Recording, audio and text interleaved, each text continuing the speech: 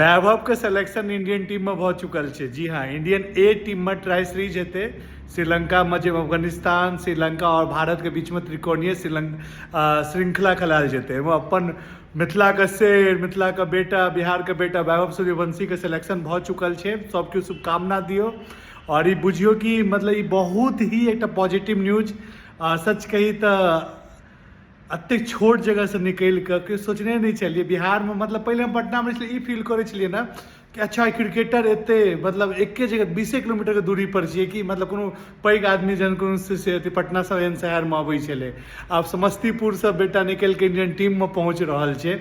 ओना हम शुभकामना जे छै वैभव के मैच देखे के लिए रविवार के 17 तारीख के दिल्ली के संगे मैच भल छै, तब पहुँचब और स्टेडियम से शुभकामना देवे हम मतलब चिल्ला चिल्ला के। वैभव से मिलना तो अगर मुमकिन है नहीं से अहाँ पते है, लेकिन अहूँ सब वैभव के शुभकामना दियो। भ गेलै सिलेक्शन, ठीक है। जय मिथिला।